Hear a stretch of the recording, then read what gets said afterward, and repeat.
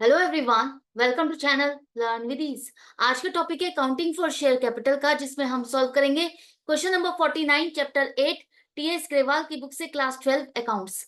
Online sessions, online classes के लिए आप मुझे स्क्रीन पर दिए गए इस नंबर पर व्हाट्सएप कर सकते हो अपना नाम और क्लास।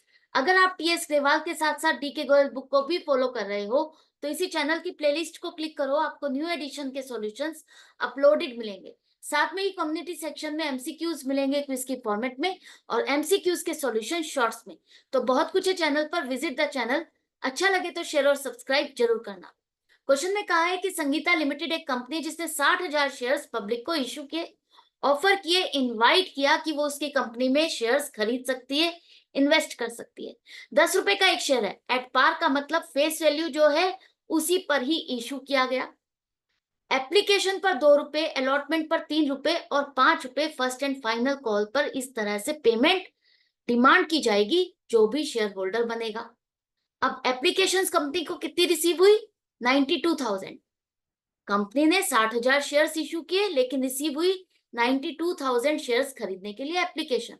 अलॉटमेंट किस तरह से की गई? 40,000 शेयर्स की एप्लीकेशन को पूरी अलॉटमेंट की गई, 50,000 शेयर्स की एप्लीकेशन को 40% और 2,000 शेयर्स की एप्लीकेशन को रिजेक्ट कर दिया गया, उनको अलॉटमेंट नहीं की गई। अलॉटमेंट पर 1,08,000 रुपीज रिसीव हुए, फर्स्ट एंड फाइनल कॉल पर 2,50,000 रिसीव हुए और डायरेक्टर्स ने डिसाइड किया है जिन्हें फुल अलॉटमेंट की गई थी, अगर उनसे अलॉटमेंट का पैसा नहीं मिला तो उनके शेयर्स को फॉरफिट किया जाए। तो आपको जर्नल एंट्रीज बनानी है। कैसे करोगे? देखो, सबसे पहले स्टार्टिंग कहां से होगी?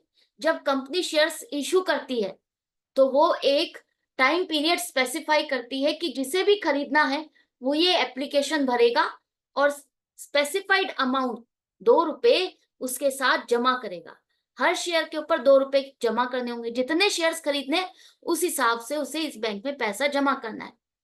तो जब बैंक में पैसा जमा होता है और उस टाइम पीरियड के बाद जब कंपनी चेक करती है तो उसे पता चलता है कि 60,000 शेयर्स अगर उसने पब्लिक को ऑफर किए तो उसको कितने लोग खरीदना चाहते हैं, कितने लोग कितने शेयर्स खरीदना चाहते हैं, उसके बाद ही उसको पोजीशन क्लियर होती है। क्योंकि आपको पता है अगर कोई कंपनी शेयर्स इशू करती है तो उसको मिनिमम सब्सक्रिप्शन 90% की चाहिए।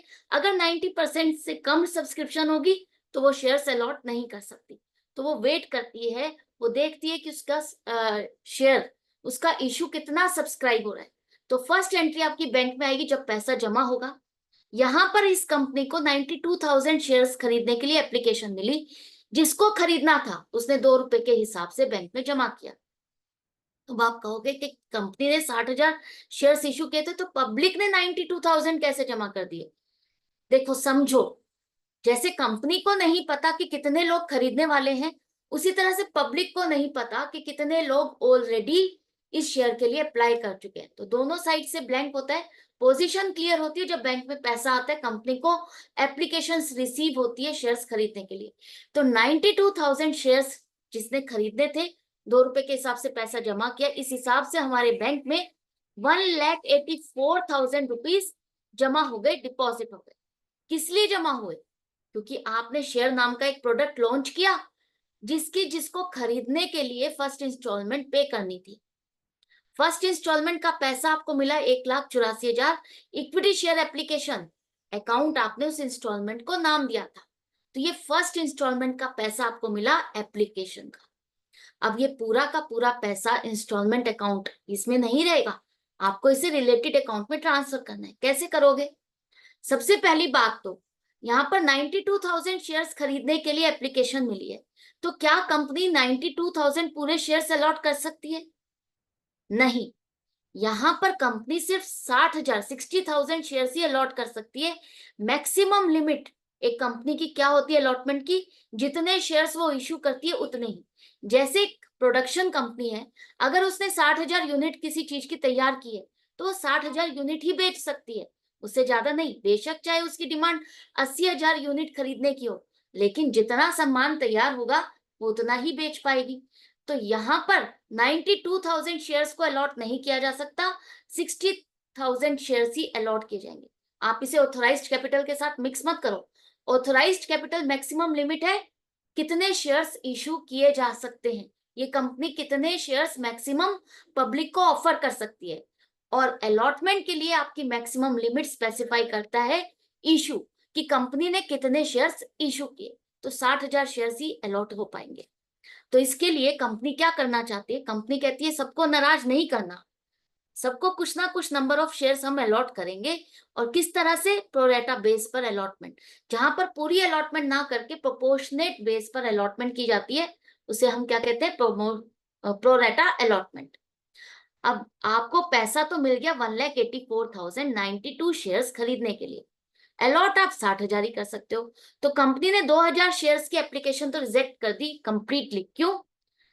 कई बार एप्लीकेशंस में कुछ मिस्टेक्स होती है, कुछ मिसिंग होता है, कोई डाटा जो रिक्वायरमेंट होती है वो मिसिंग होता है, मिनिमम मिनिमम शेयर्स के लिए अप्लाई करने की कोई क्राइटेरिया रखा है कंपनी ने, वो नहीं मैच कर रहा, तो उन सभी बेसिस पे कुछ एप्लीकेशंस फुल्ली रिजेक्ट हो जाती है, उनको शेयर्स नहीं अलॉट किए जाते। तो 4,000 रुपए तो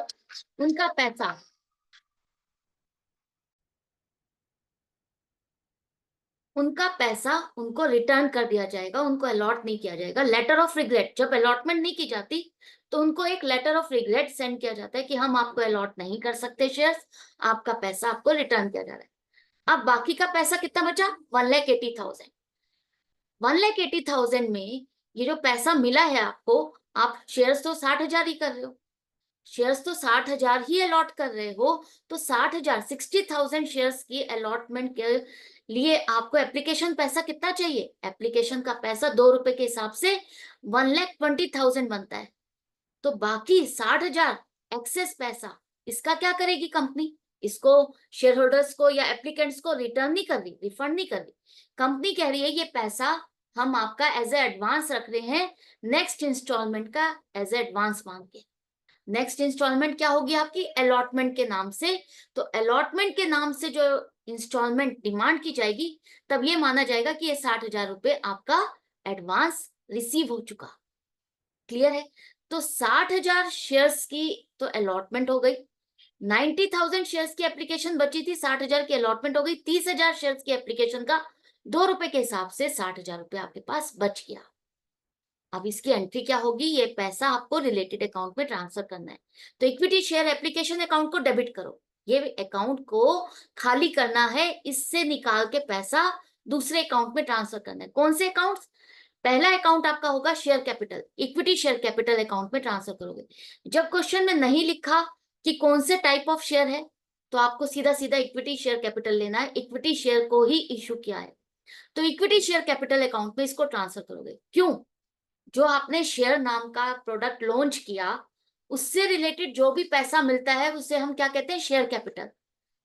जो भी पैसा शेयर खरीद के इन्वेस्ट करता है, शेयर पर इन्वेस्ट करता है, वो एक तरह से उस कंपनी का शेयर होल्डर बन जाता है, और शेयर होल्डर कंपनी का ओनर होता है, और ओनर का पैसा आप कहाँ दिखाते हो, लाइबिलिटी साइड पे।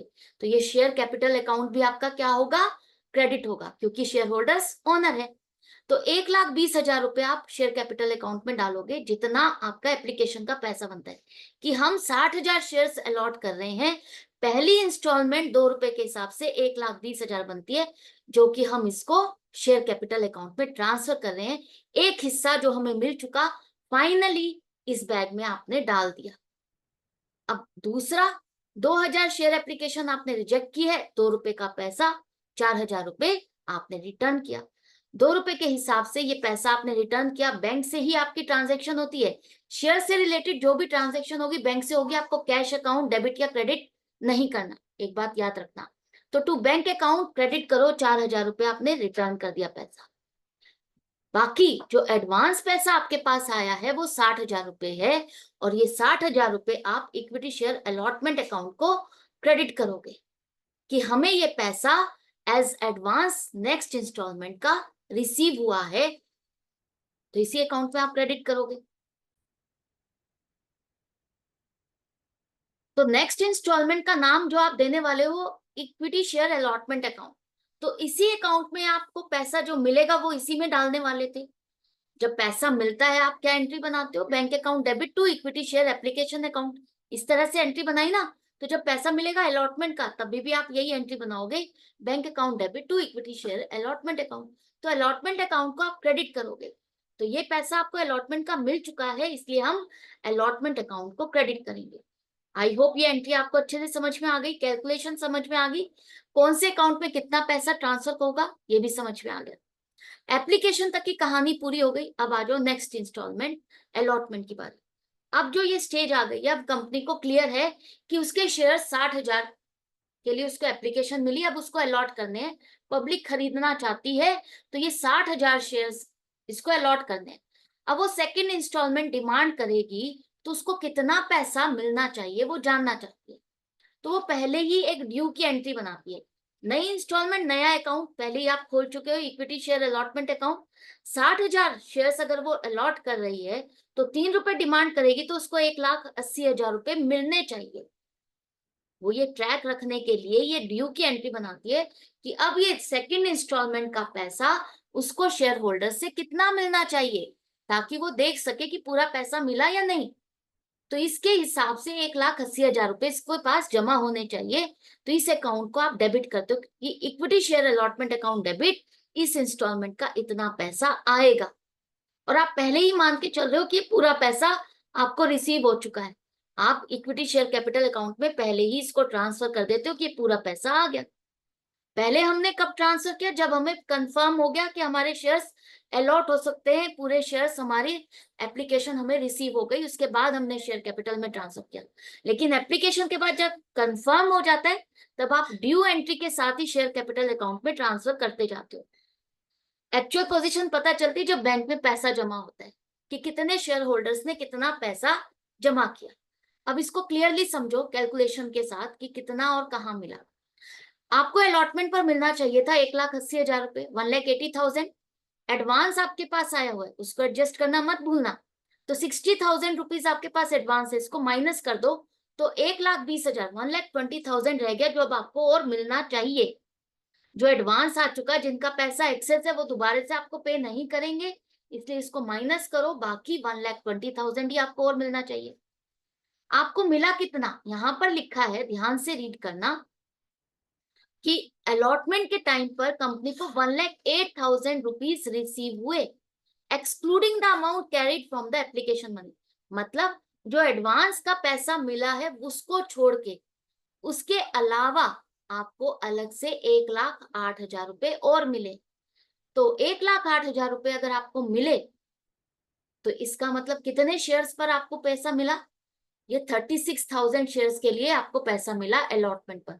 1,08,000 को 3 से डिवाइड करो, 3 रुपए मिलने थे ना अलॉटमेंट पे, तो अगर इसके वो डिवाइड करोगे तो आपको नंबर ऑफ शेयर्स पता चल जाएंगे कि कितने शेयर्स पर आपको अलॉटमेंट का पैसा मिला और कितना नहीं मिला। 1,20,000 में से 1,08,000 माइनस करोगे तो 12,000 पैसा, 12,000 रुपीज है जो आपको नहीं मिले।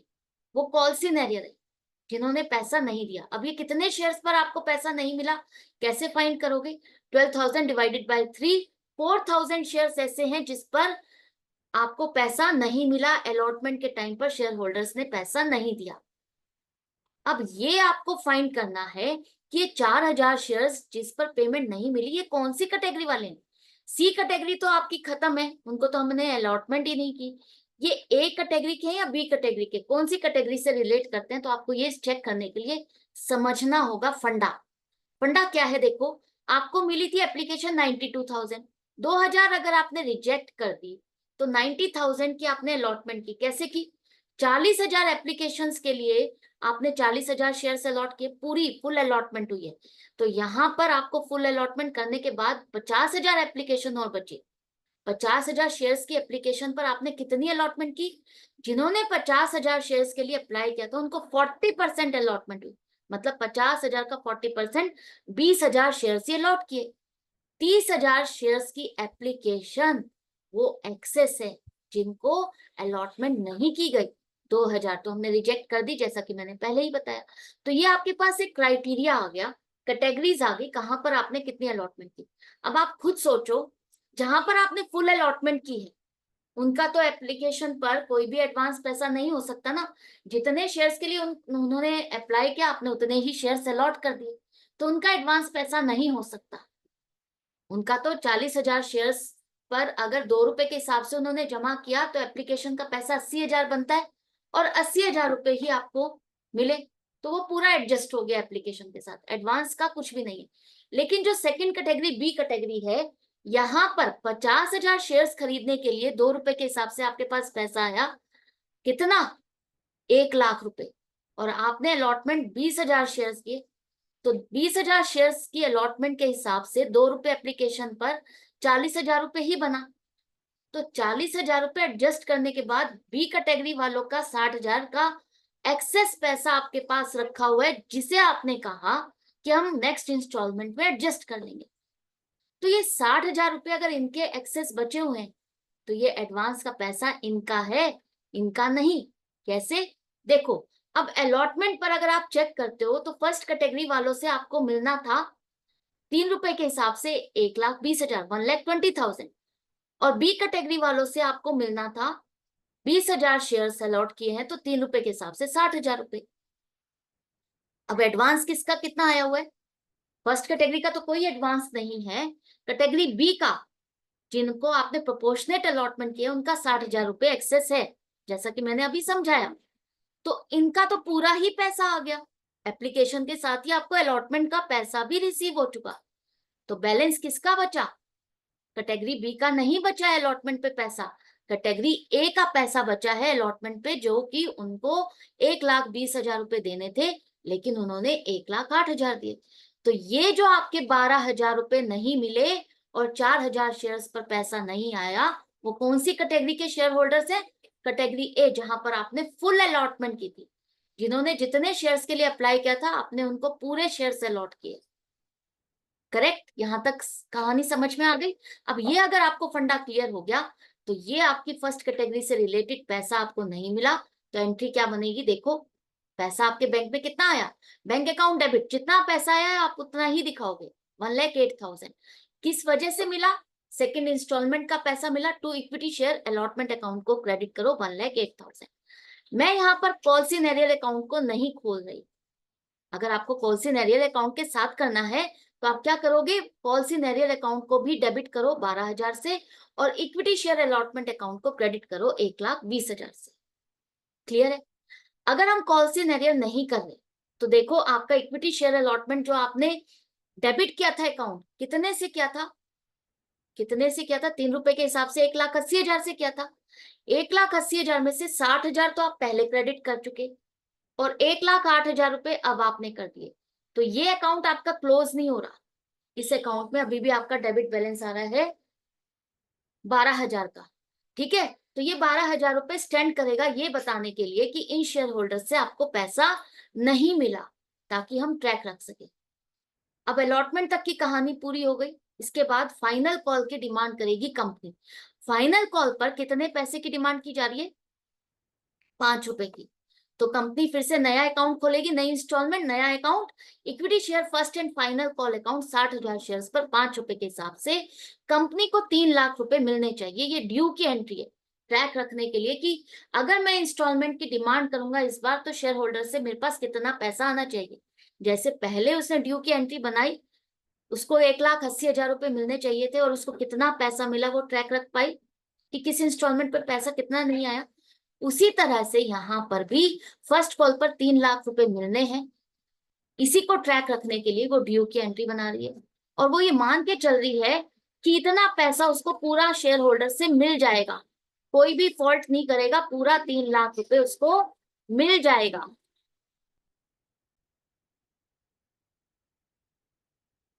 अब पता करते हैं कि बैंक में पैसा कितना है। यहाँ तो हमने देख लिया ड्यू की एंट्री में इतना पैसा मिलना चाहिए, हम मान चुके हैं मिल जाएगा, शेयर कैपिटल में डाल दिया। अब कंपनी कह रही है कि हमें फाइनल कॉल पर कितने मिले हैं, 2,50,000 रुपए, मिलने चाहिए थे 3,00,000, मिले हैं 2,50,000। इसका मतलब यहाँ पर भी 50,000 रुपए नहीं मिले। तो ये 50,000 रुपए अगर आपको नहीं मिले तो कितने शेयर्स पर नहीं मिले और कितने शेयर्स पर आपको पैसा मिला। यहाँ पर आपको 2,50,000 अगर 5 रुपए के हिसाब से देखा जाए तो 50,000 शेयर्स पर आपको ये पैसा मिला, लेकिन कॉल सिनेरियो 10,000 शेयर्स पर 50,000 रुपए आपको नहीं मिले। तो 50,000 रुपए जो आपको 10,000 शेयर्स पर नहीं मिले तो आप किस तरह से शो करोगे, बैंक में उतना ही पैसा दिखाएंगे जितना मिला। Bank account debit 2,50,000 to equity share first and final call account को क्रेडिट करो 2,50,000 से।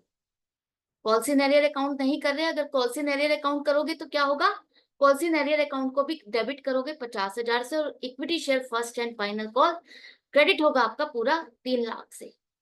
क्लियर है। अब कहा है कंपनी ने, नेक्स्ट स्टेटमेंट को पढ़ो। कंपनी कह रही है कि जिनको हमने फुल अलॉटमेंट की थी और अगर उन फुल अलॉटमेंट किए हुए कैटेगरी में से किसी ने अलॉटमेंट का पैसा नहीं दिया तो उन शेयर्स को फॉरफिट कर दो। तो वो कितने शेयर्स थे याद है ना आपको, जिनको हमने फुल अलॉटमेंट किए और अलॉटमेंट पर आपको कितने शेयर्स पर पैसा नहीं मिला, 4,000 शेयर्स पर आपको पैसा नहीं मिला, तो वही शेयर्स कंपनी ने फॉरफिट किए, कैंसिल किए, मतलब उनको कैंसिल किया जाएगा, उनकी अलॉटमेंट कैंसिल कर दी जाएगी और उनका जो पैसा आ गया है वो भी उनको रिफंड नहीं किया जाएगा। तो जो उतनी अमाउंट की आपने शेयर कैपिटल अकाउंट में क्रेडिट किया है पैसा, उसको आप वापस से रिवर्स करोगे। 4,000 शेयर्स अगर आप फॉरफिट करते हो तो आप देखो 4,000 शेयर्स पर 10 रुपए एंड तक आपने उस पर डिमांड की, फाइनल कॉल तक हमने पूरे 60,000 शेयर्स की डिमांड की, 60,000 शेयर्स पर पूरी कॉल्स की डिमांड की। मतलब 4,000 शेयर्स अगर उन पर अलॉटमेंट का पैसा नहीं मिला तो ये नहीं है कि हमने फर्स्ट कॉल पर उनसे डिमांड नहीं की, हमने उनसे फर्स्ट कॉल पर भी डिमांड की, लेकिन उनसे फर्स्ट कॉल पर भी पैसा नहीं मिला। जब कोई अलॉटमेंट पे पैसा नहीं दे रहा तो आप ये लेके चलोगे 10,000 शेयर्स में ये 4,000 शेयर्स इंक्लूडेड हैं जिन्होंने अलॉटमेंट एंड फर्स्ट कॉल का पैसा आपको नहीं दिया। क्लियर है। तो 10 रुपए के हिसाब से आपने हर बार शेयर कैपिटल को क्रेडिट किया था। अब शेयर कैपिटल तो अब आप कैंसिल कर रहे हो, शेयर्स कैंसिल कर रहे हो, तो शेयर कैपिटल भी आपकी वापस से रिवर्स हो जाएगी 40,000 रुपए से। अब आप इस 40,000 का हिसाब किताब करते हो कि कौन सी कॉल पर आपको पैसा मिला और कौन सी कॉल पर आपको पैसा नहीं मिला। तो यहाँ पर अलॉटमेंट पर इससे 3 रुपए जो आपको नहीं मिले 12,000 रुपए, और 5 रुपए फर्स्ट एंड फाइनल कॉल पर 20,000 रुपए आपको नहीं मिले। पैसा हमें रिसीव कितना हुआ, हमें इससे एप्लीकेशन पर 2 रुपए के हिसाब से पैसा रिसीव हुआ 8,000 रुपए। यही कंपनी उसको रिफंड नहीं करेगी और उसका पैसा रखेगी और उसको नए अकाउंट फॉरफिटेड शेयर अकाउंट में डाल देगी, ट्रांसफर कर देगी। तो फॉरफिटेड शेयर अकाउंट में आपने 8,000 रुपए क्रेडिट किए। तो ये थी फॉरफीचर की एंट्री। आई होप आपको अच्छे से समझ में आ गई है, क्लियर हो गया ये क्वेश्चन। सारी टर्म्स सारे फंडा सब क्लियर हो गया है। तो इसी तरह से सीखते रहो, समझते रहो, कनेक्टेड रहो। मिलते हैं नेक्स्ट वीडियो में नेक्स्ट क्वेश्चन के साथ। अपनी प्रैक्टिस जारी रखते हुए goodbye and take care.